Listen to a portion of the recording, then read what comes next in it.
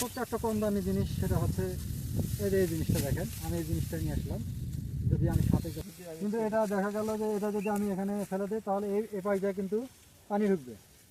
এভাবে কেটে নেব, নেওয়ার পর আমি এখন এটা এই যে দেখেন আমি পানিতে ফেলে দিলাম, কোনো সমস্যা। সম্মানিত ভাই ও বন্ধুরা, আমি আজকে এই কৃষি বিষয়ে নতুন একটি ট্রেন্ডিং বিষয় দেখাবো। সেটা আপনারা অবশ্যই সাথে থাকবেন। সেটা হচ্ছে হঠাৎ করে আকাশ থেকে বৃষ্টি হচ্ছে টানা 5 থেকে 7 দিন, কিন্তু এটা দেখেন আজকে সকালে বৃষ্টি হলো, বৃষ্টি হওয়ার পরে কিন্তু এটা ভিজে গেছে এই মাঠটা। কিন্তু আচ্ছা মেয়ে এদিকে আছে, তোমার কাছে কি মোবাইল আছে? মোবাইল আছে। আচ্ছা, এই ধান কাটার সময় মোবাইল নিয়ে আসছেন।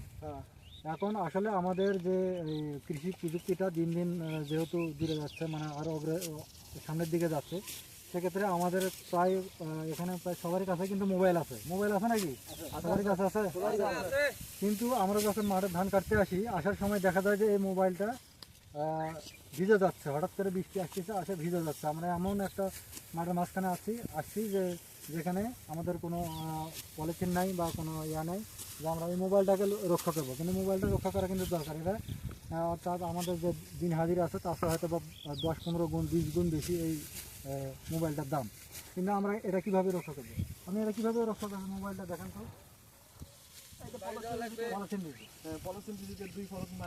কিন্তু এটা দেখা গেল যে এটা যদি আমি এখানে ফেলে দিই তাহলে এই পাইটা কিন্তু পানি ঢুকবে। এটাতে কিন্তু পানি ঢুকবে না? অথবা বেশি বৃষ্টিতে বেশি ভিজে গেলে তখন কিন্তু এটাতে পানি ঢুকতে পারে। কিন্তু আমি আজকে এমন একটা জিনিস দেখাবো, ভিডিওটা শেষ পর্যন্ত দেখবেন, যে আপনার এই মোবাইলটাতে কোনো ধরনের পানি ঢুকবে না। তো আমি দেখাচ্ছি, সেটা হচ্ছে এই যে আমার কাছে মোবাইল একটা আছে, আমি বাটন মোবাইল দিয়ে দেখাই। আরেকটা ভিডিও হচ্ছে যে এই মোবাইলটা আছে, কিন্তু আমি দেখা যাচ্ছে যে আমি এখন ধান কাটতেছি। ধান কাটার সময় হঠাৎ করে বৃষ্টি আসবে, আমি এখন কি করব? ছোট্ট একটা কম দামি জিনিস, সেটা হচ্ছে এই জিনিসটা দেখেন, আমি এই জিনিসটা নিয়ে আসলাম।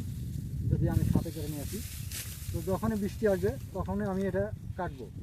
এভাবে কেটে নেব, নেওয়ার পরে এইভাবে আমি এটা এই যে দেখেন খুব অল্প সময়ের ভিতর আমি কিন্তু এটা বন্ধ করে দিলাম। মোবাইলটা বন্ধ হয়ে গেল।